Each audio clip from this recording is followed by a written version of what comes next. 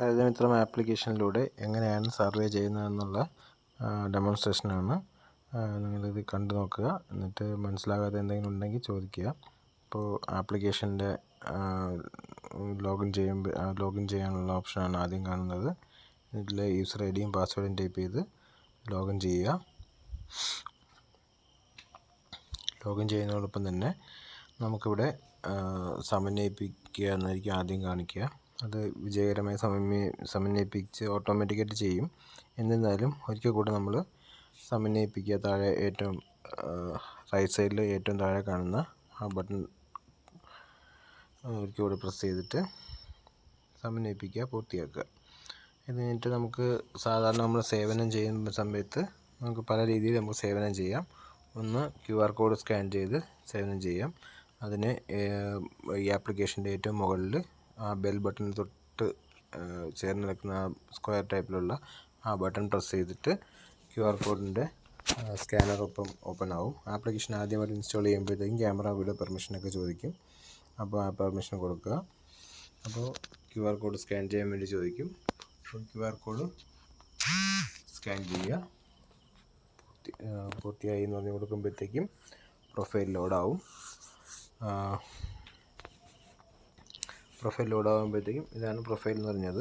നിങ്ങൾ സാധാരണ എൻറോൾമെൻറ്റ് ഇത് സേവനം ചെയ്യുമ്പോഴത്തേക്കും ഇങ്ങനെ QR കോഡിൽ സ്കാൻ ചെയ്യുമ്പോൾ ഇങ്ങനെ പ്രൊഫൈൽ ലോഡാകുന്നത് പോലെ ഇതിനകത്ത് നമുക്ക് ഉപാധി എന്ന് പറഞ്ഞാൽ കുടിശ്ശികയുടെ ഈ മുൻകൂർ എമൗണ്ട് തുകയുടെയും താഴെ കാണിക്കുന്ന ഈ ഉപാധി എന്ന് പറയുന്ന ഈ മെനുവിലാണ് നമുക്ക് സർവേ ചെയ്യാൻ വേണ്ടി പ്രസ് ചെയ്യേണ്ടത്. അപ്പോൾ ഇങ്ങനെയും നമുക്ക് പ്രൊഫൈലിലേക്ക് പോകാം, അല്ലെങ്കിൽ പ്രൊഫൈൽ സെലക്ട് ചെയ്യാം.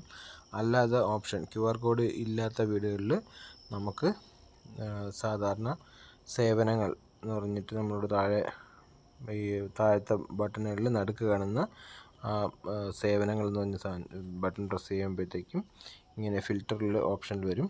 ആ ഫിൽറ്ററിൽ നമ്മൾ ഈ ഫിൽറ്റർ ബട്ടൺ അറിയാമല്ലോ, ഈ വച്ചുത്തിയുടെ പടമുള്ള ഈ ഫിൽറ്റർ ബട്ടൺ ക്ലിക്ക് ചെയ്യുക.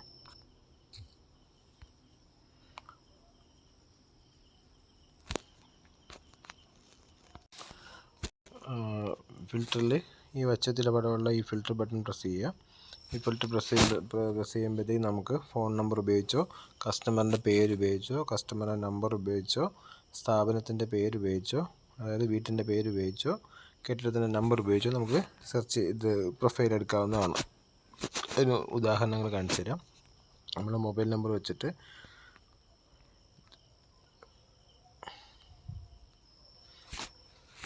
832276 ഇത് മൊബൈൽ നമ്പർ സെർച്ച് ചെയ്ത് ഫിൽറ്റർ കൊടുത്താലും ബെറിൻ എന്ന് പറഞ്ഞിട്ടുള്ള പ്രൊഫൈൽ ലോഡാവും.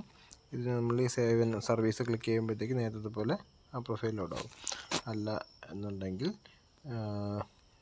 ഫിൽറ്റർ എടുത്തിട്ട് ആളിൻ്റെ പേര്, നമുക്ക് കസ്റ്റമറിൻ്റെ പേരടിച്ചു കൊടുത്താലും അതിനകത്ത് പേര് സെർച്ച് ആവും.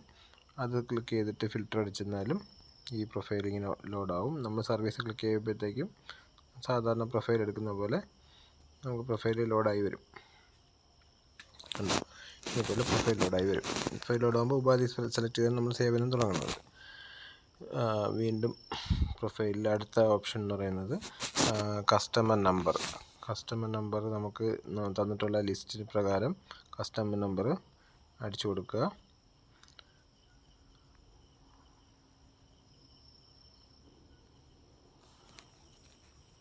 കസ്റ്റമർ നമ്പർ വരും. അപ്പോൾ അതിലും ഫിൽറ്റർ കൊടുത്തിട്ട് എടുക്കുമ്പോഴത്തേക്ക് വീണ്ടും അതേ പ്രൊഫൈലിൽ തന്നെ ലോഡാവും. ഇങ്ങനെയും പ്രൊഫൈൽ നമുക്ക് സെർച്ച് ചെയ്തെടുക്കാം. അല്ല എന്നുണ്ടെങ്കിൽ വീട്ടിൻ്റെ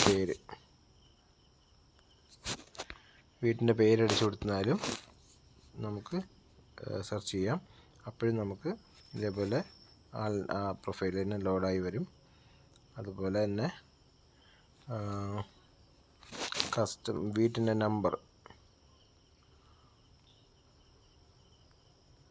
നമ്പർ അടിച്ചു കൊടുത്താലും നമുക്ക് ഇതേപോലെ ഫിൽറ്റർ ചെയ്യാം.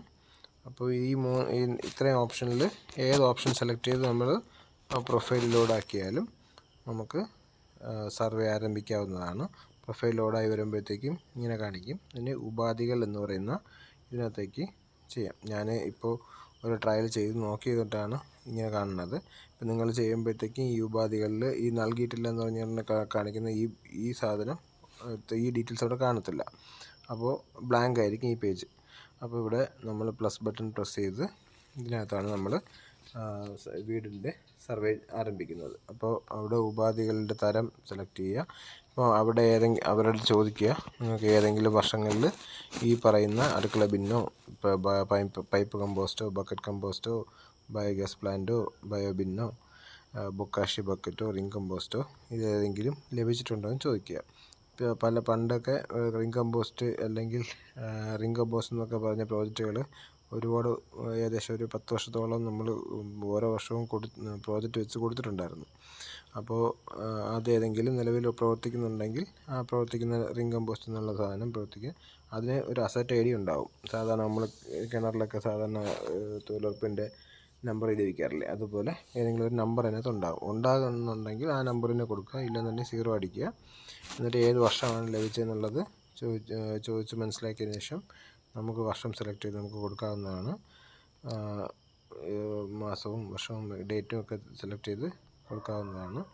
അത് കഴിഞ്ഞിട്ട് അതിൻ്റെ ഇപ്പോഴത്തെ പ്രവർത്തനം ഇപ്പം ആ അസറ്റ് അല്ലെങ്കിൽ ആ ഉപാധി ഇപ്പം നിലവിൽ പ്രവർത്തിക്കുന്നുണ്ട് എന്ന് പറഞ്ഞ് കൊടുത്തു കഴിഞ്ഞാൽ ബാധകമല്ല. വേറെ കാരണങ്ങളൊന്നും അതിൻ്റെ വേറെ കാരണങ്ങളൊന്നും ചോദിക്കേണ്ട ആവശ്യമില്ലല്ലോ. ഇത് നമുക്ക് ഡയറക്റ്റായിട്ട് നമുക്ക് സേവ് ചെയ്യാം. ഇവിടെ താഴെ സേവ് ബട്ടൺ കൊടുത്തു കഴിഞ്ഞാൽ പ്രവർത്തിക്കുന്നുണ്ടെങ്കിൽ കുഴപ്പമില്ല.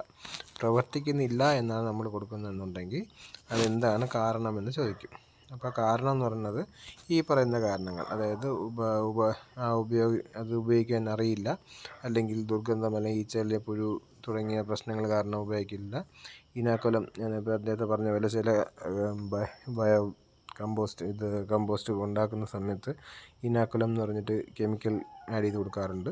അപ്പോൾ അത് കിട്ടാത്തത് കൊണ്ടും ആ കമ്പോസ്റ്റ് പദ്ധതി ഫ്ലോപ്പായി പോകാറുണ്ട്. അപ്പോൾ അതുകൊണ്ടും നമ്മൾ ഉപയോഗിക്കാതിരിക്കുകയാണ്. ലഭ്യമാകുന്ന വളം, അതായത് ഇതിപ്പോൾ ഇങ്ങനെയുള്ള തയ്യാറാക്കി വരുന്ന വളം ഉപയോഗിക്കാൻ അവർക്ക് പറ്റുന്നില്ല, സൗകര്യമില്ല, അല്ലെങ്കിൽ വേറെ വിൽക്കാനോ ഒന്നും സംവിധാനങ്ങളില്ല, അതുകൊണ്ടാണ് അവർ മതിയാക്കിയത് എന്നുള്ള കാരണങ്ങൾ കൊടുത്ത്, അല്ലെങ്കിൽ മറ്റുള്ളവ എന്ന് പറഞ്ഞ് സെലക്ട് ചെയ്ത് കഴിഞ്ഞാൽ എന്താണോ ആ കാരണം എന്നുള്ളത് ഇവിടെ നമുക്ക് ടൈപ്പ് ചെയ്ത് കൊടുക്കാം. ഇംഗ്ലീഷിൽ മലയാളത്തിൽ നമുക്ക് ടൈപ്പ് ചെയ്ത് കൊടുക്കാം. എന്നിട്ട് സേവ് പ്രസ് ചെയ്ത് കഴിഞ്ഞാൽ അത് സേവ് ആവും. ഇല്ല, ഇപ്പം നിലവിൽ മിക്ക വീടുകളിലും ഒരു സംവിധാനങ്ങളും ഉണ്ടാവാൻ സാധ്യത കുറവാണ്. അപ്പോൾ നമ്മൾ നൽകിയിട്ടില്ല എന്ന് പറഞ്ഞ് കൊടുക്കും. നൽകിയിട്ടില്ല എന്നുണ്ടെങ്കിൽ ഉപാധിയുടെ നമ്പർ അവിടെ ഓട്ടോമാറ്റിക്കായിട്ട് 0 വരും. അപ്പോൾ ഡേറ്റ് ബാധകമല്ല. പ്രസൻറ്റ് ഡേറ്റ്, ഇപ്പോൾ ഇന്നത്തെ ദിവസത്തിലാണ് നമ്മൾ നൽകിയിട്ടില്ല എന്ന് പറഞ്ഞുള്ളൊരു ഡേറ്റ് കൊടുക്കുന്നതെന്ന് പറഞ്ഞാൽ അപ്പം ഇന്നത്തെ ഡേറ്റിലുള്ള വേണമെങ്കിൽ നമുക്ക് സെലക്ട് ചെയ്ത് ഓട്ടോമാറ്റിക്കായിട്ട് വരും. ഞാൻ ഇപ്പോൾ ഡേറ്റ് മാറ്റി കൊടുത്തുകൊണ്ടാണ് അവിടെ ഡേറ്റ് കാണിക്കുന്നത്. ഉപാധികൾ എന്താണ്, ഉപാധികളൊന്നും നൽകിയിട്ടില്ല, അതുകൊണ്ടാണ്. അപ്പോൾ എന്താണ് കാരണം എന്ന് വെച്ചാൽ നമ്മളവിടെ കൊടുക്കുന്നത് ഇപ്പം വീട്ടിൽ ഉണ്ടാകുന്ന ജൈവ മാലിന്യങ്ങൾ എങ്ങനെയാണ് നമ്മൾ അതിനെ നിർമ്മാർജ്ജനം ചെയ്യുന്നത്. അതിപ്പം ഏതെങ്കിലും ഏജൻസി കൈമാറുന്നുണ്ടെങ്കിൽ ആ ഏജൻസിക്ക് കൊടുക്കാം. അതുപോലെ പറമ്പിൽ നിക്ഷേപിക്കുന്നുണ്ടെങ്കിൽ പറമ്പിൽ വെക്കാം. നിലവിലെ സൗകര്യങ്ങളൊന്നും ഇല്ല എന്നുണ്ടെങ്കിൽ അത് നിലവിലെ സൗകര്യങ്ങളില്ല എന്നുള്ള സ്ഥലങ്ങൾക്ക് മാത്രമേ അത് കൊടുക്കാവൂ. പൊതു സംവിധാനം, പഞ്ചായത്തിലിപ്പം നിലവിൽ പൊതു സംവിധാനങ്ങളൊന്നും ഇല്ല. അപ്പം പൊതുവായിട്ടുള്ള സംവിധാനം ഇല്ല, നമുക്കത് കൊടുക്കേണ്ട ആവശ്യമില്ല. അപ്പോൾ ഇപ്പം ചില സ്ഥാപനങ്ങളിൽ ഈ ആവശ്യമില്ല എന്നുള്ളൊരു സാധനം കൊടുക്കേണ്ടി വരും. അതായത് കടകളിൽ അവിടെ വേറെ ജൈവ മാലിന്യങ്ങളൊന്നും ഉൽപ്പാദിപ്പിക്കാത്ത കടകളിൽ, ഇപ്പോൾ ഉദാഹരണത്തിന് ഗ്ലാസ് കട, ഹാർഡ്വെയർ കട, അങ്ങനെ അവിടെ ഒന്നും ജൈവ മാലിന്യങ്ങൾ ഉണ്ടാവില്ലല്ലോ. അപ്പോൾ അവിടെ ആവശ്യമില്ലാത്തത് കൊണ്ടാണ് അവിടെ അങ്ങനെ ഒരു സംവിധാനം വേണ്ടാത്തത്. അപ്പോൾ നമ്മളവിടെ ആവശ്യമില്ല എന്ന് പറഞ്ഞ് കൊടുക്കുക. പിന്നെ ചില സാഹചര്യങ്ങളിൽ ഏജൻസിക്ക് കൈമാറുന്നതിന് കൊടുക്കേണ്ടി വരും. അതെന്ന് പറഞ്ഞു കഴിഞ്ഞാൽ ഈ ലാബില്ലേ, മെഡിക്കൽ ലാബ്, ഹോസ്പിറ്റലുകൾ, അങ്ങനെയുള്ള സ്ഥലങ്ങളിൽ അവർക്ക് അവിടെ വരുന്ന ജൈവ മാലിന്യങ്ങൾ എന്ന് പറഞ്ഞു കഴിഞ്ഞാൽ അവിടെ നമ്മുടെ കോട്ടണ്, ബ്ലഡ് എടുത്തിട്ടുള്ള സംഭവങ്ങൾ, അതൊക്കെ ശരിക്കും പറഞ്ഞാൽ ജൈവമായിട്ടുള്ള സംഭവങ്ങളാണ്. അപ്പോൾ അതൊക്കെ അവരെ ഏജൻസിക്കാണ് കൈമാറുന്നത്. അപ്പം ലാബിലും ഹോസ്പിറ്റലൊക്കെ പോകുമ്പോഴത്തേക്കും നമുക്ക് ഈ ഏജൻസിക്ക് കൈമാറുന്നു എന്നുള്ള വിവരം കൊടുക്കേണ്ടി വരും. അപ്പം അങ്ങനെയാണെന്നുണ്ടെങ്കിൽ ഏജൻസിക്ക് അങ്ങനെ ലാബിലും ഹോസ്പിറ്റലൊക്കെ ആണെന്നുണ്ടെങ്കിൽ ഇമേജ് എന്ന് പറഞ്ഞൊരു ഏജൻസി ആയിരിക്കും അവർ കൂടുതലും ഉപയോഗിക്കുന്നത്. അപ്പോൾ ആ ഇമേജ് എന്നുള്ള ആ ഏജൻസിക്ക് കൊടുക്കുന്നു എന്ന് പറഞ്ഞിട്ട് നമ്മൾ സേവ് ചെയ്ത് കഴിയുമ്പോഴത്തേക്കും ഇതേപോലെ ഇപ്പം ഞാനിപ്പോൾ എൻ്റെ വീട്ടിൽ വേറെ ഉപാധികളൊന്നും ഇല്ല, ഒന്നും നൽകിയിട്ടില്ല.